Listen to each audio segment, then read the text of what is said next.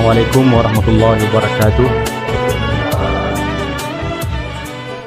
Hamdan syukran lillah, salatan wa salaman ila rasulillah wa ala alihi wa man tabi'ah. Majelis sekalian yang dimuliakan oleh Allah Subhanahu wa taala, yang kami hormati Bapak Bupati, Bapak Wakil Bupati, Bapak Rektor, Bapak Kajari, Bapak yang mewakili Kapolres, Abu Ketua MPU, para Kepala OPD, Bapak Ketua DMI Aceh Tengah, Bapak Kemenak atau yang mewakili, serta majelis sekalian yang dirahmati oleh Allah Subhanahu wa taala. Puji dan syukur kehadirat Allah Subhanahu wa taala yang telah memberikan nikmat yang luar biasa banyak kepada kita bersama. Salawat teriring salam kepada junjungan kita Nabi besar Muhammad sallallahu alaihi wasallam. Majelis sekalian yang dirahmati oleh Allah Subhanahu wa taala. Ada sebuah kisah atau cerita. Kisah ini terjadi sekitar tahun 1525 saat keruntuhan Bani Umayyah di Andalusia. Disebutkan oleh sahibul hikayah ini bahwa ketika Spanyol secara umum itu, khususnya Andalusia itu jatuh ke tangan orang-orang non-muslim, para tengku gurunya tidak sedikit yang ditahan. Bahkan ada yang dieksekusi di sebuah lapangan yang dalam sejarah itu kita kenal dengan nama lapangan akuisisi. Karena begitu banyaknya tengku guru yang saat itu ditahan dan diintimidasi, ada beberapa gurunya yang dimasukkan dalam penjara. Nah, di dalam penjara itu terdapat seorang jenderal yang terkenal dengan kebengisannya. Jadi ketika jenderal ini datang mengunjungi sel-sel di penjara itu, semuanya takut kepada sang jenderal ini. Adolf Roberto nama jenderal tersebut. Pada suatu hari, sebagaimana biasanya beliau melakukan inspeksi, orang-orang di penjara itu sudah tahu. Ari ralan iping ibitih pakea. Oh, ini si melegeh ni Jenderal Adolf Roberto. Seketika semuanya hening mendengar tapak sepatu jenderal ini. Tapi dari salah satu kamar ruang sel itu terdengar lantunan ayat suci Al-Quranul Karim yang begitu syahdu. Jenderal ini marah. Siapa yang berani bernyanyi, katanya. Siapa yang berani bernyanyi ketika saya datang? Lalu oleh sipir yang lain ditunjuk kamar yang itu jenderal. Sawah kone kene jenderal ini berhenti. Apa yang kamu baca itu? Tapi lelaki tua ini terus membaca Al-Quranul Karim, melantunkan ayat suci Al-Quranul Karim. Sampai dia marah, buka selnya. Ketika dibuka selnya, kata jenderal ini kepada lelaki tua itu, apa yang kamu baca? Lelaki ini terus membaca Al-Quranul Karim tanpa menghiraukan hardikan dari sang jenderal ini. Karena begitu marahnya, dia pukullah orang tua yang rentak ini, karena memang si dre ini pengetaring tulen, karena disiksa dalam penjara, sehingga mengucurkan darah dari mulutnya. Ketika terkena pukulan tersebut, jatuh dari tangan yang dia baca itu, seperti buku kecil. Lalu kata jenderal, apa itu? Lalu laki-laki ini karena dia ngemetuh, cepat-cepat dia ambil kembali buku kecil itu. Sang jenderal marah. Apa yang kamu lakukan? Bukankah ini mungkin adalah siasat untuk keluar dari dalam penjara atau melakukan perlawanan? Tapi tetap ikecal niawan nina, buku yana, sampai sang jenderal ini menginjak tangan sang orang tua tadi. Jadi ke tengah kita bayangan sepatu ni polisi atau sepatu ni tentera, maaf Pak Wakapolres. Tidak seperti sekarang Pak ya. Dulu sudah berat, keras lagi. Bahkan dulu kalau kami waktu kecil Pak, di ujungnya itu katanya ada besi. Dan alhamdulillah saya juga pernah merasakan itu Pak, waktu konflik. Nah, diinjak oleh sang jenderal ini sampai bunyi gemertak tangan orang tua tersebut. Patah tangannya Pak, sampai mengeluarkan darah. Karena gertetan ini meluah, sang jenderal mengambil buku tersebut. Ketika diambilnya buku tersebut, dibuka lembaran-lembarannya, dalam hatinya dia berkata, lagu pernah kubaca, hana deh ini. Lagu pernah tengah aku engon ini, tapi sana ada seluruh kengon buku ini. Dia teringat kembali, kalau tidak salah buku ini sangat akrab dengan dia waktu dia masih kecil, ketika tinggal di Andalusia. Ketika berumur 7 tahun sampai dengan umur 7 tahun, dia sangat akrab dengan bacaan ini. Ayahnya selalu membaca bacaan ini. Ibunya selalu membaca bacaan ini. Hana de ini kene Jenderal Adolf Roberto. Pikirannya kembali terulang ke belakang. Ketika umur 70 tahun, malamnya ayahnya dijemput oleh pasukan non-muslim. Anak buahnya Ratu Isabella dan Raja Ferdinand. Siang harinya, ibunya digantung di lapangan itu. Tidak ada yang mempedulikannya. Sampai datang satu orang pasukan itu bertanya kepada dia, siapa namamu ya wahai anakku? Kata anak kecil itu, namaku Ahmad Izzah.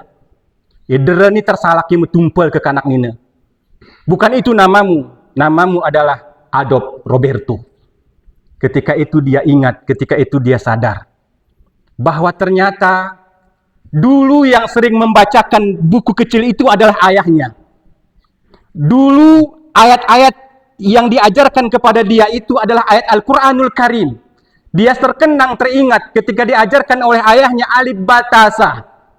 Dia terkenang ketika ayahnya mengajarkan dia Qul huwallahu ahad dan ayat-ayat pendek lainnya. Ketika itu dia tersungkur, dia buka baju ayahnya. Rupan teneni ama ini arah hitam isi terpusoki.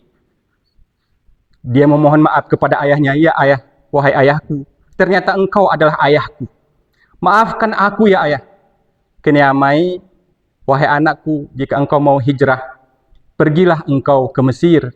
Di sana sampaikan kepada guru-guru di sana, engkau kenal dengan Syekh Ismail Al-Andalusi.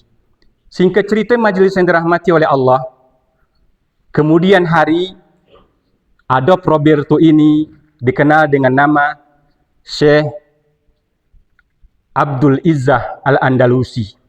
Majelis yang dirahmati oleh Allah Subhanahu wa taala. Apa yang ingin kami sampaikan dari cerita ini? Bahwa ternyata Al-Quran itu seperti disampaikan oleh Bapak Bupati tadi penting.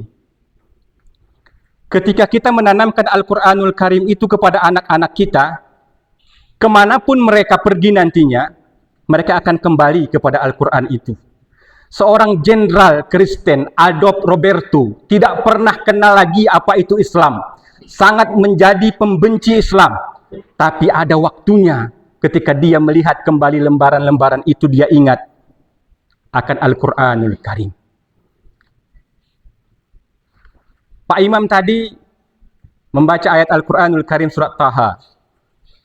Taha, ma anzalna alaikal Qur'an litasqa illa tazkiratan liman yakhsha. Taha, sesungguhnya kami menurunkan Al-Quran itu bukan membuat kamu jadi susah, bukan memberatkanmu. Akan tetapi Al-Quran itu adalah peringatan bagi orang-orang yang takut kepada Allah Subhanahu wa ta'ala. Ajarkan Al-Quran di keluarga kita, karena insya Allah ketika Al-Quran itu kita ajarkan mulai dari keluarga kita itu akan menjadi keluarga yang dirahmati oleh Allah Subhanahu wa ta'ala. Kulit kambing itu majelis yang dirahmati oleh Allah, tidak ada yang mau menciumnya. Namun ketika dia bersanding dengan Al-Quran, kulit kambing itu pun kita cium ketika kita membaca Al-Quranul Karim. Semua yang bersentuhan dengan Al-Quranul Karim akan dimuliakan oleh Allah Subhanahu wa ta'ala.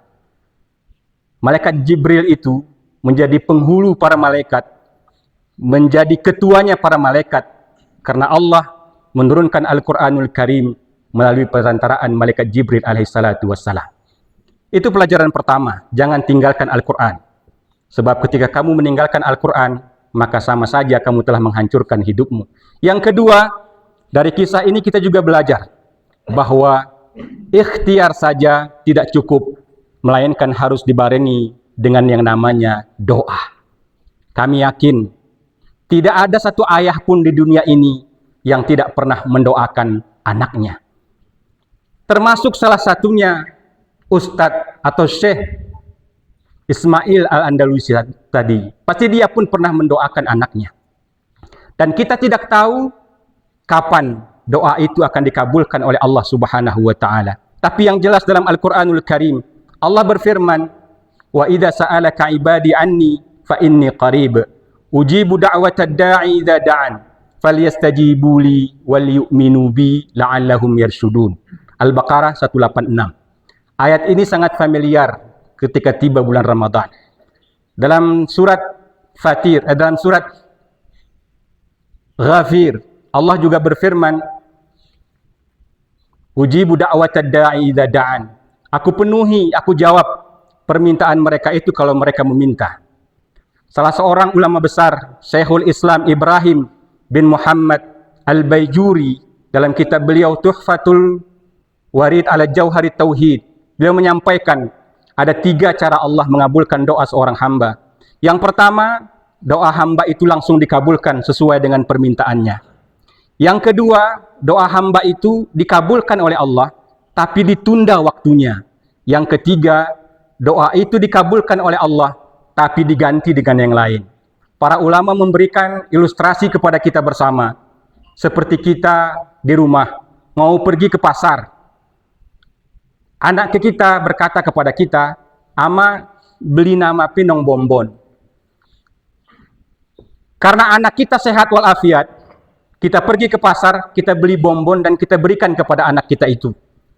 Langsung kita berikan sesuai dengan permintaannya. Yang kedua, permintaannya sama, tapi tidak langsung kita berikan bonbon itu kepada anak kita. Kenapa? Karena anak kita itu benmari beledak.